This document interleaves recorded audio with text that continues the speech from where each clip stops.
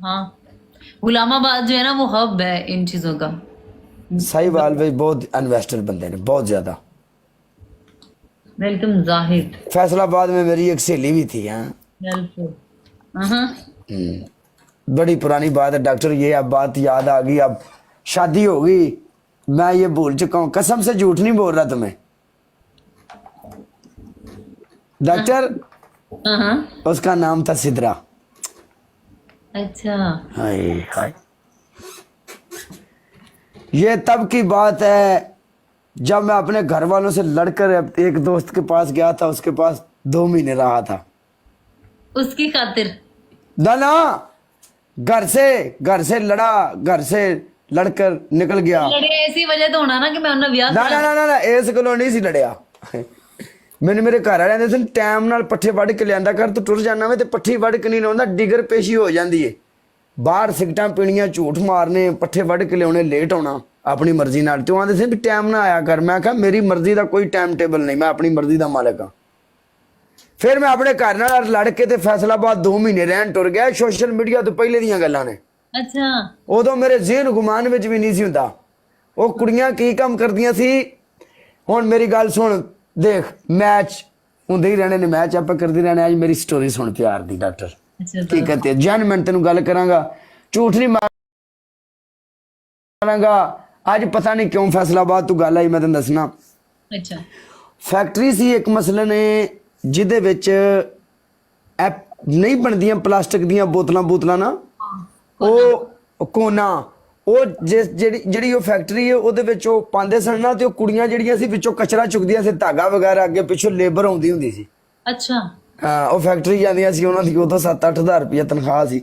ਉਦੋਂ ਵੀ ਬੜੀ ਹੁੰਦੀ ਸੀ ਉਸ ਦੌਰ 'ਚ। हाँ हाँ, ਉਹ ਕੁੜੀ ਮੈਨੂੰ ਡਾਕਟਰ ਸੋਹਣੀ ਲੱਗਣ ਲੱਗ ਪਈ। अच्छा, ਅੱਛਾ, ਮੈਂ ਉਹਦਾ ਪਿੱਛਾ ਕਰਨਾ ਪਈ, ਫੈਕਟਰੀ ਜਾਣਾ ਕਰਨਾ ਉਹਦੇ ਪਿੱਛੇ। ਫੈਕਟਰੀ ਦੇ ਗੇਟ ਅੱਗੇ, ਫੈਕਟਰੀ ਦਾ ਗੇਟ ਜਿਹੜਾ ਸੀ, ਗੇਟ ਜਿਹੜੇ ਅੱਗੇ ਖਲੋਤਾ ਹੁੰਦਾ ਸੀ ਇੱਕ ਬਾਬਾ, ਉਸ ਬਾਬੇ ਨੂੰ ਅਸੀਂ ਸਿਗਟਾਂ ਲੈ ਕੇ ਦੇਣੀਆਂ, ਉਹਨੂੰ ਅਸੀਂ ਆਪਣਾ ਯਾਰ ਬਣਾਇਆ। अच्छा, ਹਾਂ, ਕੁੜੀ ਦੇ ਜਾਣ ਤੋਂ ਪਹਿਲਾਂ ਮੈਂ ਫੈਕਟਰੀ ਦੇ ਬੂਹੇ ਅੱਗੇ ਹੁੰਦਾ ਸਾਂ, ਪਹਿਲਾਂ ਹੀ ਬਾਬੇ ਨੂੰ ਅੱਗ ਬਾਲ ਕੇ ਦੇਣੀ, ਲੱਕੜਾਂ ਲੈ ਕੇ ਜਾਣੀਆਂ, अच्छा। ਬਾਬੇ ਨੂੰ ਆਪਣਾ ਯਾਰ ਬੇਲੀ ਬਣਾਇਆ। ਅੱਛਾ ਗੱਲ ਕੁੜੀ ਨੂੰ ਸੁਣ, ਪਤਾ ਚੱਲ ਗਿਆ ਸੀ ਤੂੰ ਉਹਨਾਂ ਪਿਆਰ ਕਰਦਾ।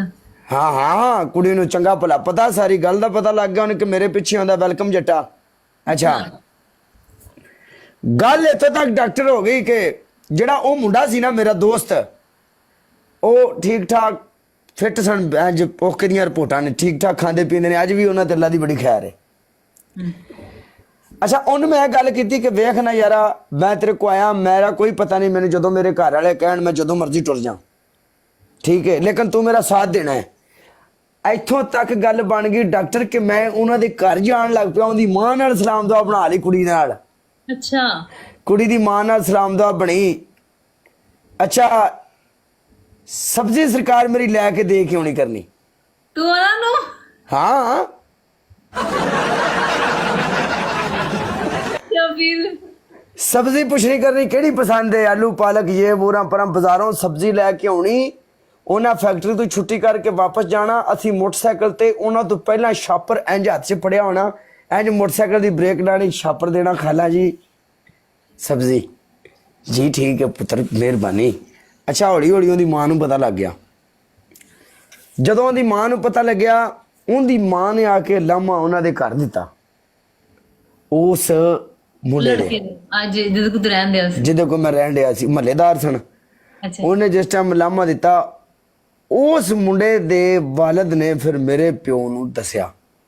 ਅੱਛਾ, ਉਹ ਮੁੰਡੇ ਦੇ ਤੇਰੇ ਯਾਰ ਨੇ ਦੱਸਤਾ ਮੇਰੇ ਯਾਰ ਨੇ ਤਾਂ ਨਾ ਹੀ ਨਹੀਂ ਨਾ ਲਿਆ। ਮੇਰਾ ਯਾਰ ਤਾਂ ਅੱਜ ਵੀ ਮੇਰਾ ਯਾਰ ਹੈ, ਔਰ ਉਹਨੇ ਨਾ ਹੀ ਨਹੀਂ ਲਿਆ। ਉਹਨੇ ਮੇਰੇ ਪਿੱਛੇ ਆਪਣੇ ਪਿਓ ਕੋਲੋਂ ਬੜੀ ਮਾਰ ਖਾਦੀ ਸੀ ਅੱਛਾ, ਵੀ ਤੁਸੀਂ ਕੀ ਕੰਮ ਕਰ ਰਹੇ ਹੋ, ਮਸਲੇ ਨੇ ਆ ਮੁੰਡਾ ਤੇਰੇ ਕੋ ਆਇਆ ਤੇ ਤੂੰ ਇਹ ਕੀ ਕੰਮ ਹੈ, ਫੈਕਟਰੀ ਜਾਂਦੇ ਹੋ, ਕੁੜੀਆਂ ਪਿੱਛੇ ਇੰਜ ਕਰਦੇ ਹੋ ਕਿਉਂ, ਸਾਨੂੰ ਮਰਵਾਊ ਹੋ ਜਾਂ ਕਿਸੇ ਦੇ ਬਿਰੇ ਲੱਗੂ ਵੀ ਕੀ ਤੁਸੀਂ ਕੰਮ ਵਿੜ ਲਿਆ ਹੈ। ਬਹਰਹਾਲ ਡਾਕਟਰ ਨੀਦਾ ਯਕੀਨ ਕਰ ਜਾ, ਕੁੜੀ ਬੜੀ ਸੋਹਣੀ ਸੀ।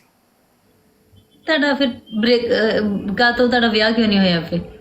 ਵਿਆਹ ਵੇਖ, ਵਿਆਹ ਤਾਂ ਗੱਲ ਹੀ ਨਹੀਂ ਗਈ ਜਿਸ ਟਾਈਮ ਮੇਰੇ ਪਿਓ ਨੂੰ ਪਤਾ ਲੱਗਿਆ। ਫੈਸਲਾਬਾਦ ਬੱਸਾਂ ਜਾਂਦੀਆਂ ਨੇ ਨਿਊ ਚੌਧਰੀ। ਅੱਛਾ, ਨਿਊ ਚੌਧਰੀ ਬੱਸ ਬੜੀ ਫੇਮਸ ਹੈ। ਅੱਛਾ, ਮੇਰੇ ਪਿਓ ਨੇ ਪਹਿਲਾ ਟਾਈਮ ਹੀ ਫੜਿਆ, ਫਿਰ ਫੈਸਲਾਬਾਦ ਸਿੱਧਾ ਫੈਸਲਾਬਾਦ। ਹਾਏ ਤੂੰ ਯਕੀਨ ਨਹੀਂ ਕਰਨਾ ਡਾਕਟਰ, ਮੇਰੇ ਪਿਓ ਨੇ ਲਿੱਤਰ ਲਾ ਲਿਆ ਮਹੱਲੇ ਚ ਵੜਦਿਆਂ ਨਾਲ ਹੀ। ਅੱਛਾ ਸੁਣ ਅਗਲੀ ਗੱਲ, ਮੈਂ ਮੋਟਰਸਾਈਕਲ ਤੇ ਉਸ ਮੁੰਡੇ ਦੇ ਨਾਲ ਬੈਠਾ, ਟਾਈਮ ਫੈਕਟਰੀ ਦਾ ਹੋਇਆ ਹੈ। ਮੈਂ ਉਸ ਮੁੰਡੇ ਨੇ ਇਹ ਗੱਲ ਕੀਤੀ, ਚੱਲ ਫੈਕਟਰੀ ਚੜੀਏ, ਗੇੜਾ ਮਾਰ ਕੇ ਆਈਏ, ਤੇਰੀ ਭਰਜਾਈ ਨੂੰ ਵੇਖ ਕੇ ਆਈਏ। ਅੱਛਾ ਮੈਂ ਮੋਟਰਸਾਈਕਲ ਤੇ ਉਹਦੇ ਮਗਰ ਬੈਠਾ, ਪਿਓ ਮੇਰਾ ਆ ਰਿਹਾ, ਮੇਰੀ ਨਜ਼ਰ ਪਈ ਹੈ, ਮੈਨੂੰ ਪਤਾ ਲੱਗ ਗਿਆ, ਮੈਂ ਹਾਲਾ ਖੈਰ ਕਰੇ, ਬੁੱਢਾ ਆ ਰਿਹਾ, ਖੈਰ ਹੀ ਹੋਵੇ। ਅੱਛਾ ਇਹ ਕਿਵੇਂ ਆ ਗਿਆ ਇੱਥੇ, ਇਹਨੂੰ ਕਿਹਨੇ ਦੱਸ ਛੜਿਆ? ਸਾਨੂੰ ਨਹੀਂ ਸੀ ਇਸ ਗੱਲ ਦਾ ਪਤਾ ਵੀ ਜਿਹੜਾ ਮੇਰਾ ਦੋਸਤ ਹੈ ਉਹਦੇ ਪਿਓ ਨੇ ਮੇਰੇ ਪਿਓ ਨੂੰ ਦੱਸ ਛੜਿਆ। ਮੈਂ ਮੋਟਰਸਾਈਕਲ ਦੇ ਪਿੱਛੇ ਬੈਠਾ, ਡਾਕਟਰ ਮੈਨੂੰ ਉਦੋਂ ਪਤਾ ਲੱਗਾ ਜਦੋਂ ਪੁੱਠਾ ਖੁੱਸਾ ਨਹੀਂ ਚਮਦਾ ਇੱਥੇ ਪਿਆ ਮਗਰੋਂ ਆ ਕੇ। ਉਤੋਂ ਨੇ ਮੈਨੂੰ ਗਾਲਾਂ ਪੰਜ ਸੱਚੀਆਂ, ਮੇਰੀ ਬਾਂਹ ਤੋਂ ਫੜਿਆ, ਉਹਨਾਂ ਦੇ ਘਰ ਵੀ ਨਾ ਦੱਸਿਆ। ਦੂਸਰੀ ਗੱਡੀ ਆਉਂਦੀ ਪਈ ਸੀ, ਉਹ ਬੱਸਾਂ ਚਲਦੀਆਂ ਸਨ ਬੜੀਆਂ ਪੁਰਾਣੀਆਂ ਲੰਮੇ ਜਿਹੇ ਮੂੰਹ ਵਾਲੀਆਂ। ਪਿਓ ਮੇਰੇ ਨੇ ਸੱਟਿਆ ਮੈਨੂੰ ਵੇਈ ਫੜ ਕੇ ਪਿੱਛੋਂ ਹੀ ਗਲਮੇ ਤੇ ਫੜਿਆ, ਵੇ ਸੱਟਿਆ, ਸਿੱਧਾ ਲਿਆ ਤੇ ਸੱਟਿਆ ਦਾ ਚੱਲ ਪੱਠੇ ਵਾਢਾ, ਮਾਮਾ ਤੇਰੀਆਂ ਨੂੰ ਕਿੰਨੇ ਪਾੜਨ ਪੁੱਗੀਆਂ ਤੂੰ फैसलाबाद बैठा है। तो गाले फिर नहीं, उसकी अम्मी राजी नहीं हुई लड़की की? ਡਾਕਟਰ ਮੈਂ ਤੈਨੂੰ ਇੱਕ ਜ਼ਿੰਦਗੀ ਗੱਲ ਦੱਸਾਂ, ਦੇਖ ਉਹ ਵਕਤ ਦੀ ਤੈਨੂੰ ਮੈਂ ਗੱਲ ਸੁਣਾ ਰਿਹਾ, ਉਸ ਵਕਤ ਦੇ ਵਿੱਚ ਕੋਈ ਸ਼ੈਤਾਨੀ ਨਹੀਂ ਸੀ, ਕੋਈ ਜ਼ਿਹਨ ਖਰਾਬ ਨਹੀਂ ਸੀ। ਅੱਜ ਤਾਂ ਇੱਜ਼ਤ ਮਹਿਫੂਜ਼ ਨਹੀਂ, ਸਿੱਧੀ ਗੱਲ ਪੁੱਛਣੀ ਹੈ ਤੇ हाँ ऐसे ही 110% ਅਗਰ ਔਰਤ ਹੈ, ਉਹਨੇ ਅਗਰ ਮਰਦ ਵੱਲ ਵੇਖ ਲਿਆ ਨਾ, ਤੇ ਮਰਦ ਦੀ ਸੋਚ ਹੈ ਜਿਹੜੀ ਪਹਿਲਾਂ ਹੀ ਖਰਾਬ ਹੋ ਜਾਂਦੀ ਹੈ। ਠੀਕ ਹੈ, ਉਦੋਂ ਜ਼ਿਹਨ ਉਹ ਸੀ ਪਾਕ ਮੁਹੱਬਤ। ਡਾਕਟਰ ਅਸੀਂ ਇੱਕ ਦੂਜੇ ਨੂੰ ਵੇਖ ਕੇ ਹੱਸਦੇ ਸਾਂ। ਉਹ ਫੈਕਟਰੀ ਦੀ ਛੱਤ ਤੇ ਚੜ ਜਾਂਦੀ ਸੀ ਕੰਮ ਕਰਨ, ਤੇ ਮੈਂ ਗਲੀ 'ਚ ਖਲੋਤਾ ਨੂੰ 3-3 ਘੰਟੇ ਬਹਿੰਦਾ ਰਹਿੰਦਾ ਸਾਂ ਐਵੇਂ ਹੀ।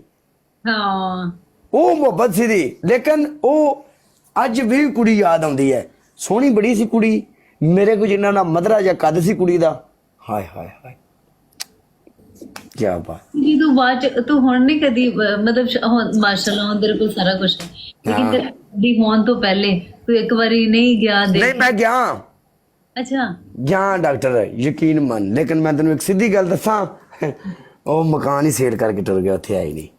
हाय लंबी नहीं, पता ही नहीं किथे वही नंबर शंबर हमसाया ਕੋਈ ਉਦੋਂ ਨਹੀਂ ਸੀ ਐ ਸੀਨ, ਉਹ ਪਤਾ ਨਹੀਂ ਕਦੋਂ ਦੇ ਉਹ ਟੁੱਟ ਗਿਆ, ਮਹੱਲਾ ਬਦਲ ਗਿਆ, ਲੋਕ ਬਦਲ ਗਿਆ। ਮੈਂ ਗਿਆ, ਮੈਂ ਜਾ ਕੇ ਉਹਦੀ ਮਾਂ ਨੂੰ ਆਖਿਆ, ਮੈਂ ਆਖਿਆ ਅੱਜ ਜਾਣਾ, ਮੈਂ ਨਾਲੇ ਮਹੱਲੇ 'ਚ ਜਾ ਕੇ ਗੱਡੀ ਛੱਡੀ ਠੱਲਾਂ ਵਾਂ, ਪੂਰੇ ਭਾਰ ਨਾਲ ਥੱਲੇ ਲਵਾਂਗਾ, ਉਹਨੂੰ ਆਖਾਂਗਾ ਆ ਗਿਆ ਮੈਂ।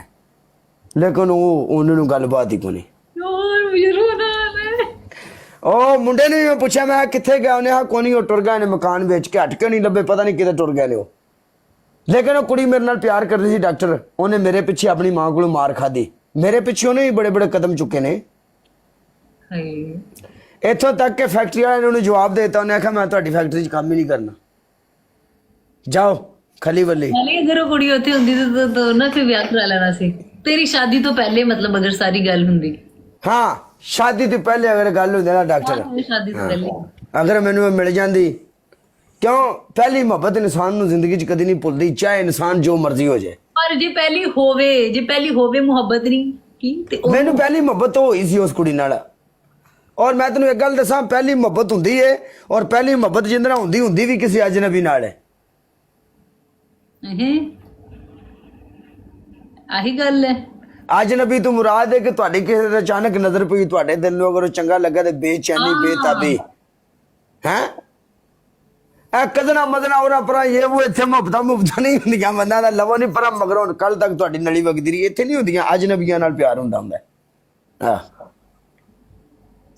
ਯਾਰ ਕਸਮ